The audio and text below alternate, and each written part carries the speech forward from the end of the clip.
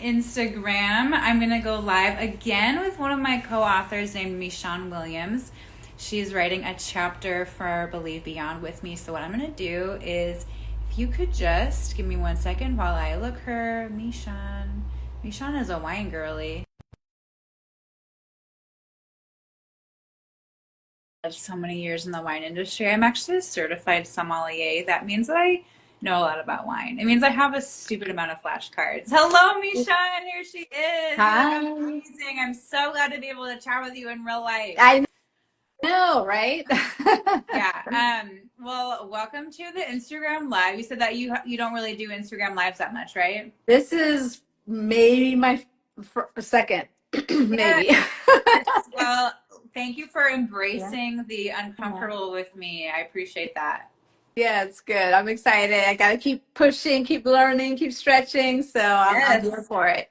Well, Yes. you are like the expert, right? With this kind of thing. Well, I like to say that, but in any industry, it's like the more you learn, the more you realize how little you actually know or how much more there is to know. Right. So, I mean, yes, I'm very good at making content with very minimal effort, but do I still have more to learn? Absolutely. But I've spent the last 6 years of my life like very dedicated to social media strategies, but in a way that don't feel yucky, like we all have to be out there, Yeah.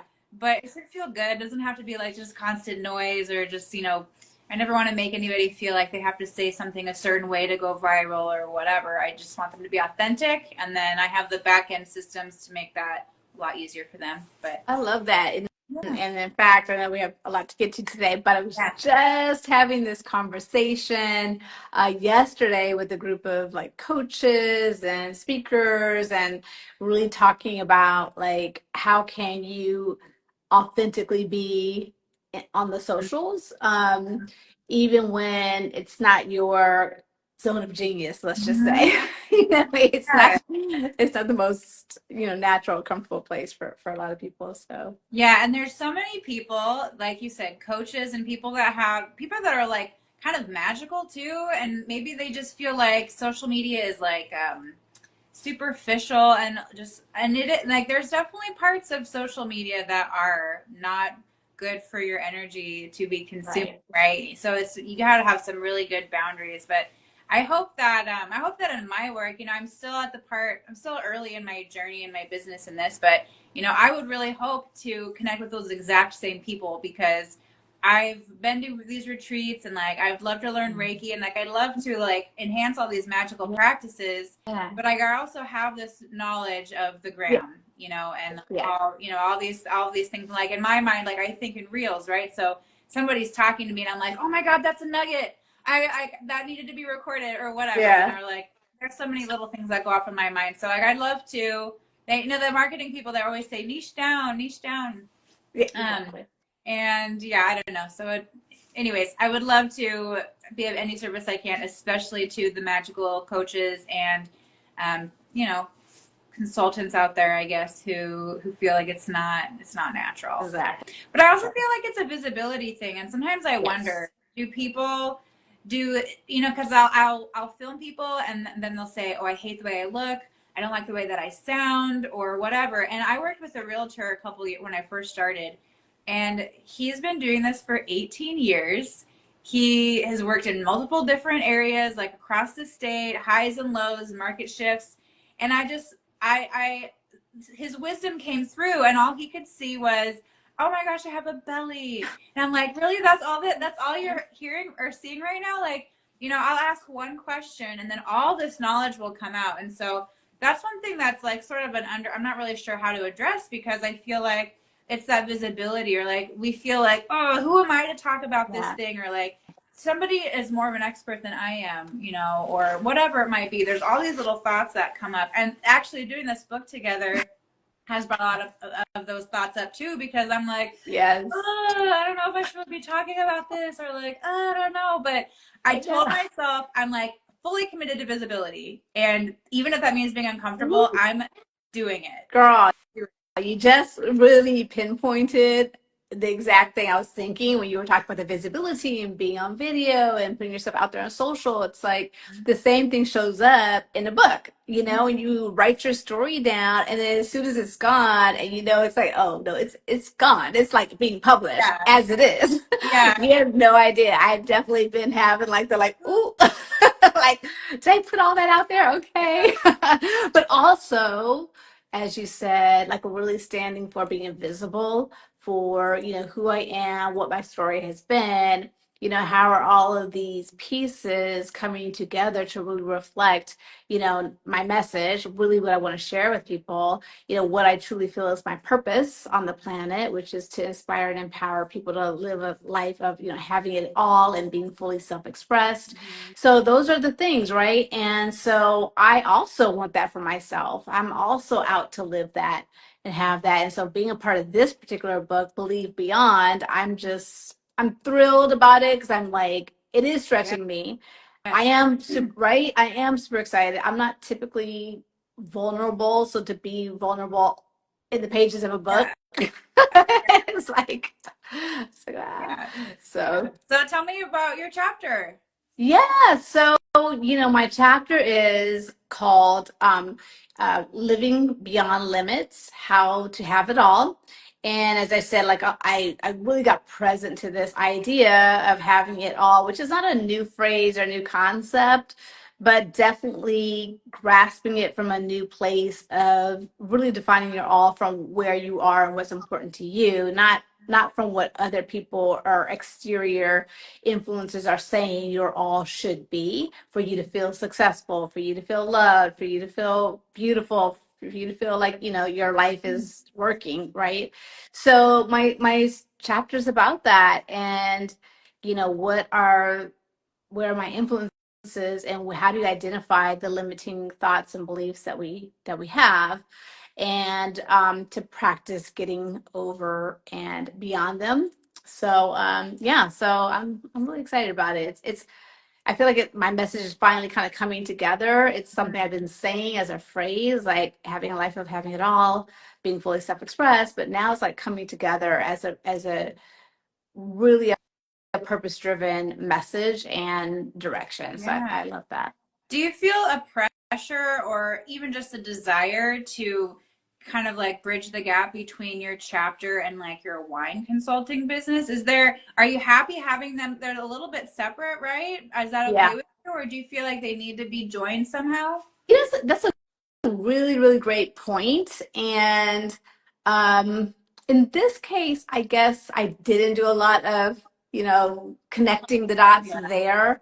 I do feel like, you know, my wine business, and I see one of my clients, Ron, came on the call. Hey, Ron. Ron, thanks for being on.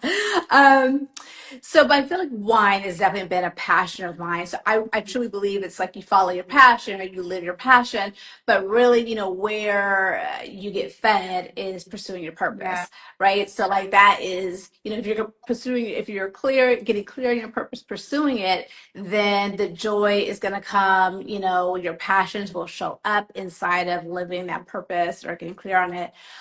So for me, I feel like I've definitely been the passion piece of it, which is the thrill, the excitement, the depth of wine and getting into it. And so um, there are a lot of places I do connect the dots. In this chapter, it felt like what I want to share was its standalone piece. You know, Yeah. Yeah. it was a story that was, you know, getting back to what's vulnerable Yeah. and true and authentic. Like it stands on its own in this particular time. So I'm only asking because I guess I should have prefaced it when I was giving you that question, but you know, my chapter, I feel like my chapter and my business are pretty separate. And so I felt like, oh, I'm gonna get like publicity from the book, you know, it should feed my business or whatever. Or right. I guess I also just feel like, you know, I'm fully committed to life as an entrepreneur. And so everything that I do kind of feeds the same, you know, it's like a That's it's like right. a growing orb, you know, that's my life and my purpose and my work and how I pay my way and how I give my energy. Like I feel, I guess in my own ideas, like I always thought it should all be tied together. And so my chapter is about how I was in a really abusive relationship and I almost married somebody who was really abusive. And just the darkness that came with that. And what the point in me sharing my story is, I just hope that somebody's out there who needs it, because there was a time in my life where I just felt like, and this is almost 10 years ago when this happened, but there was Mhm. my life when I was 25 years old, and I just felt like just such deep in shame that I had totally ruined my life. And I actually didn't marry this person, but I just felt married, and we were like, tied financially,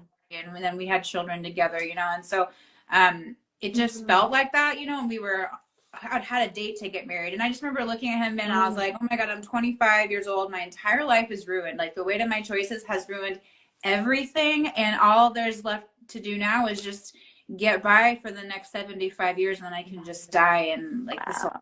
hurt. And so I feel like, and then the crazy thing is, like, it feels kind of yucky to say that, because I'm like the positive vibes girl, I'm like, think positive and everything. Yeah. And it feels like, I don't feel good saying about that. But also, like, at the same time, every time I share a little snippet of that story, somebody leans in, they're like, well, how long ago was that? Or like, oh, you had that too. And then all of a sudden, everybody else who's not talking about it feels like it's okay to talk about it. And I just feel like there's, for that version of me, this book is kind of like for the younger version of me, or anyone who would embody that archetype. Because I think and I was 25, so I don't know if it would happen in your 20s or at any time. I just Yeah. feel like I just want to remind people that you really have more power than you think, and you got to call your friends. Because is in Mm. my mind, I was like, I didn't ask for any help to get out of there. I was just like, well, I made my bed, I got to lie in it, and I was too ashamed to ask for help. And so I just hope that whoever needs it finds it. And like I said, the more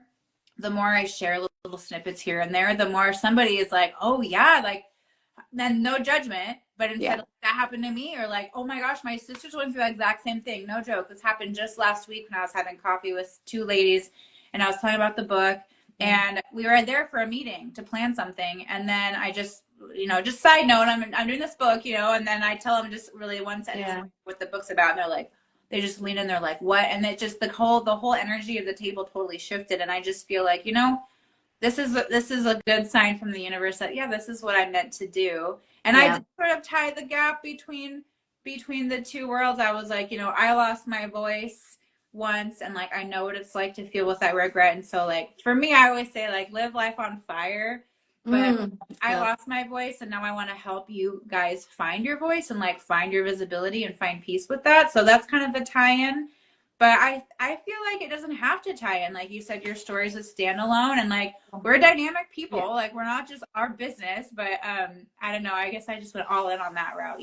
But you know what? And I think what you're saying is absolutely right.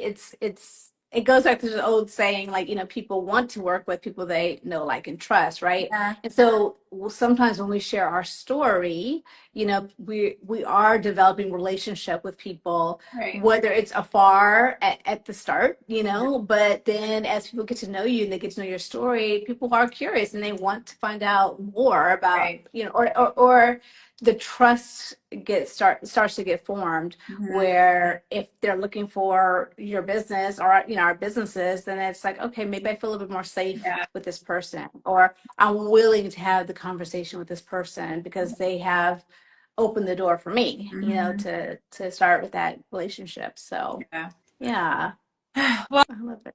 how did you get into wine? I love this. We have the wine Yeah, we connection. have So to talk about wine. Like, we have to. we have to. Yeah, no, I got into wine really, I guess, accidentally, as Me often too. happens, Yeah. right?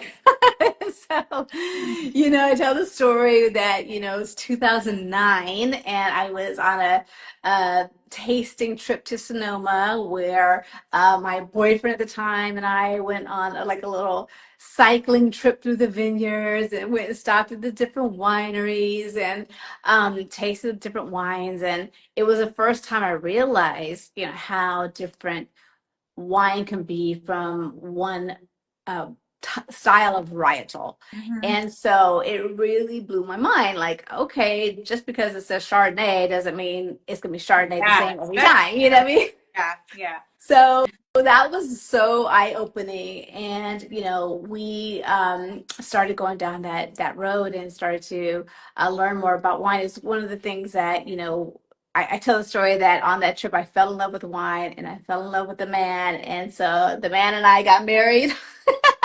And me and wine pursued our love affair together. Oh, So wow. yeah, so that's really how it started. And basically 2010 was when I launched my wine business, or my wine brand called Vino V, doing wine tastings with people privately. And then I joined with a wine company, international wine company, Boisset Collection, to represent their wines exclusively. Wow. And so that's been my wine journey. And I can't believe it's, LinkedIn was so kind to remind me that it's been 15 years.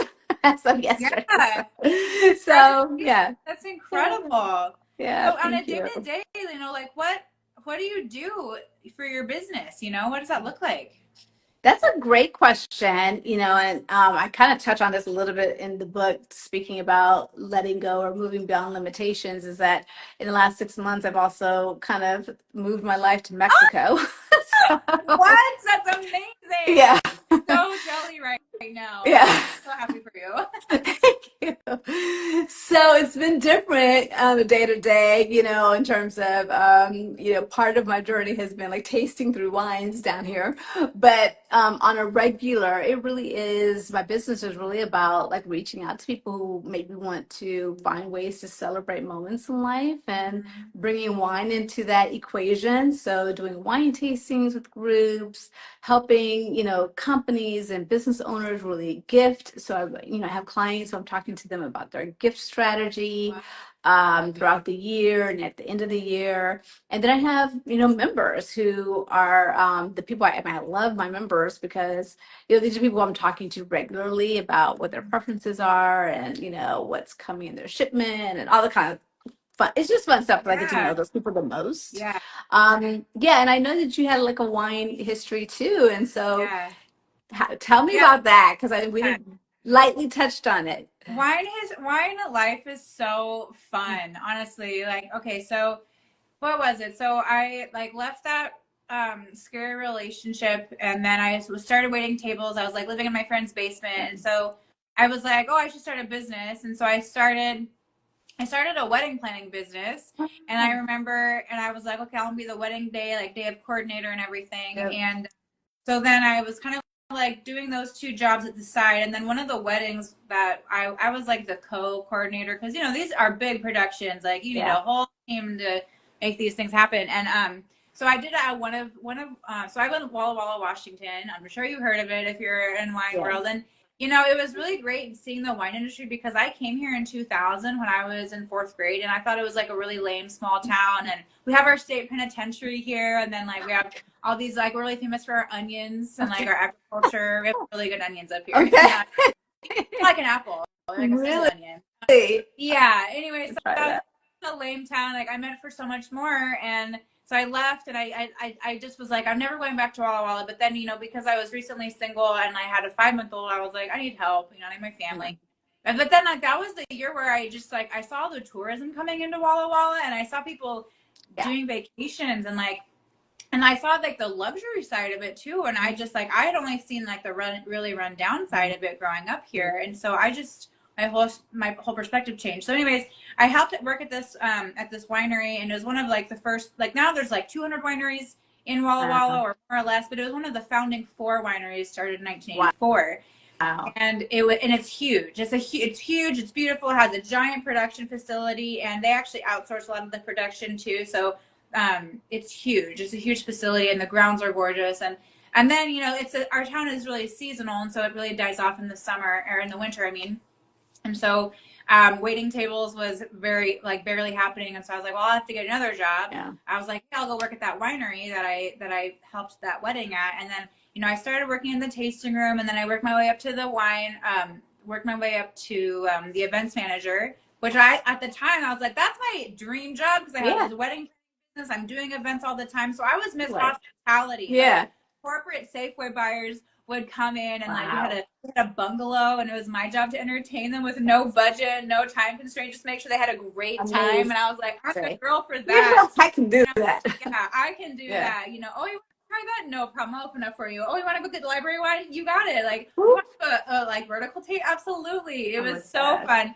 That's And so then, funny. and groups would come in. Like we used to have this tour group, and they were like a senior tour group, and we had to plan the lunch and everything. And I remember them saying, "We want a wine talk, and you're the event manager, so you're gonna give it." And I was like, "Well, I don't even know about wine." They're like, "Sarah, you worked here for 2 years. Of course you know Yeah. about wine."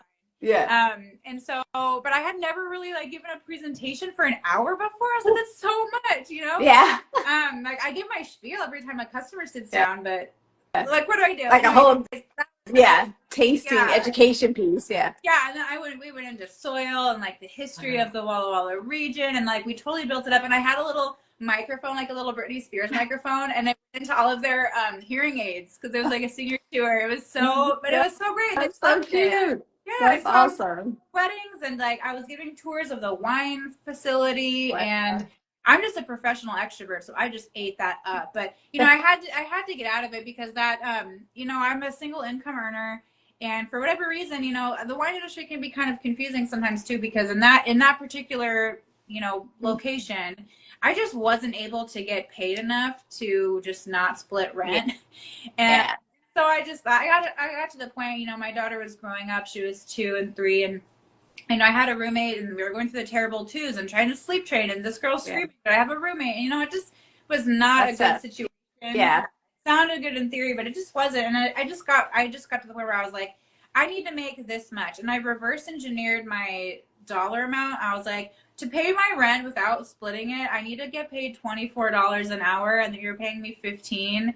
And I have a college degree. I speak Spanish. I became a certified sommelier too, just to add that to my, like, hey, you guys should pay me more. Didn't work out, and they were like, we're not gonna pay you that. Like, we're paying you $15 an hour. And I was like, well, I gotta go, you guys. I can't do this. I've been here for years, and I gotta go. And so that was a real bummer. I had gone into wine and events, and like I even went to this big, like, in Las Vegas they have an annual conference called Wedding MBA, and it's ginormous, all about weddings. And I was just with all the SOM stuff and the tours and the hospitality and the wedding MBA, like I was just so hospitality girl, but I couldn't get paid, and at the time I just didn't know what else to do. So then I got a different job. I actually went to real estate, and it was divine timing because that was right before COVID hit. That was November 2019 when I switched to real estate. Right. And I was like, wow, I could not have seen that coming. And hospitality basically went away, and then real estate went through the roof.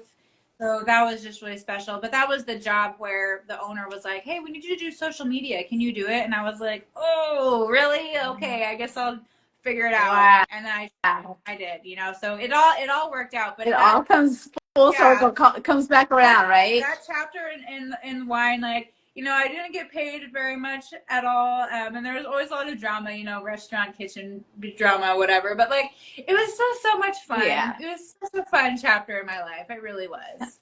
I mean, how could it not be? It's wine. What? How could it not be? It's wine, and people are enjoying themselves, and it's a fun environment, and we're really interested. There's a lot of curiosity around it, so it's good. But we can definitely talk more about that. Yeah, for sure. Wine dreams. Tell me your wine. Like, what kind of wines do you typically like? Oh my God. It always changes. It's seasonal, it's mood related. I would definitely drink rosé anytime when it's hot, like it is down here. Like I just love that. And and then reds, I just love. I mean, it just fluctuates. Sometimes it's a Pinot, and sometimes it's I like a GSM blend of some sorts. I like, you know, it just expands. I like thinking about all my, I do have a favorite Pinot in our portfolio that I just absolutely adore, and so that's something I always come back to. And then we have a red blend. So I drink a lot of my own wines that I represent just because they're good and they're available, and I just love to share them. So I ended up drinking my own wine. That makes sense for sure. Walla Walla is really I think we really specialize in Bordeaux style, but there's more and more Rhone styles. Like, I'm a Rhone girl through, and anytime someone says co-fermentation, I'm like, I'm in. I want that. Yeah. So we're getting more and more wineries that are doing like those GSM blends, or like I have one that's a really good like co-fermented Syrah that's like my favorite. So like if I'm gonna go red, it's probably gonna be like something Yeah. Rhone style. But there's this another winery here that they do a Bordeaux blend, but it's just so soft. It's just Yeah. like so silky and so well done. So Oh, yeah, that's I see what nice. you mean. Like I need red wines in the winter to keep me cold, to keep me I know. warm. I know. That's the Yeah, thing. but I'll So, drink champagne year round. Like for me, it's like your rosé. Like oh, I love rosé too, but champagne all all the the time. time. Like that. My go-to. Yeah. I tell you though, if you ever want to come up here, I know you're down in beautiful, warm Mexico right now. Come up here, come up to Washington in the warm months, and you can actually take a bike tour. I know a guy up here who does e-bike tours. Oh, yeah. And I tell you, like I did one a couple years ago, and it is so beautiful. And he like lines up the whole itinerary for you, and it's Sounds so. amazing. But I was just like watching the hills roll in, and I was like, I could be in Tuscany right now. It's Yeah. so beautiful, and the wine's amazing. Man, I might take you up on that because it gets hot down here. The summer months are like Yeah. insane. So Yes, and I still have those wine connections. So seriously, like we could have a lot of fun. We could have a lot of fun in the Pacific Northwest for wine time. exactly, Yes. exactly. Cool. Well, By the way, but before we hop off, Sarah, yeah. what's the name of your chapter Oh in yeah. our So the book? name of my chapter is called "The Courage to Break Promises." Mm, Yeah. So, lots of obligation. Like I made yeah. a promise to, this person, but like I have to make a promise to myself Ooh, first, right? So I think a lot about obligations, and like at the end of the day, like I grew up like, from a single mom and I was like, I just want to be married and have a family. Like I'll do yeah, anything. And, yeah. but I had to pay a pretty high price to realize that like, I'll do anything, but not But that. not that. So Yeah. yeah. I love Now, that. my life looks a lot different. I always thought I was going to have 4 kids and be a soccer mom and drive a white Suburban. Mhm. And I have one daughter, and I live alone, just her, me, and the dog. But it's so like I never would have thought about this necessarily, but I really feel like my life turned out so well, and like I really do have so much freedom. Like I'm going to come to New York at the end of the month for that mastermind. And Yes, I'm going to do, and I will I'm be there. I will be yay, there. good. Yeah. Are you doing the in studio thing I won't too? be in the in studio thing. I'm not able to get there for that much time, but I will be for the mastermind.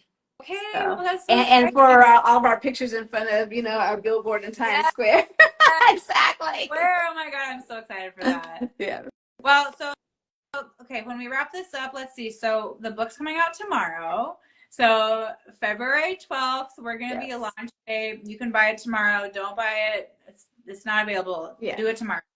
And then Tomorrow. Sean and I will be sharing links. I'll be emailing links. But if anybody is on this and they're watching it and they want to make sure to get the link, you can just comment below and we'll send it to you. We can get it tomorrow. It's going to be so fun. There's so many good things. And then MiShawn, so tell us again, if we want to learn more about you and what you do, what's the best way to learn more about what you do? My best easy way is on my link tree because that's where all my stuff is. So that's the link, LIN. I think I said. Yeah, I know. LINK TR.ee / my name MiShawn MISHAWN. Okay. Yeah. Amazing. Well, thank you so much for your time. I'm Thank you, Sarah. I mean what I said. If you want to come up to Washington for wine times, and I will see you in a couple weeks in New York. In a couple weeks. Oh thank you so much for having me on. Woo! Thank you. Okay. Well, I'll see you soon. Have a great rest of your day in Mexico. You too. Okay. Thanks. Bye.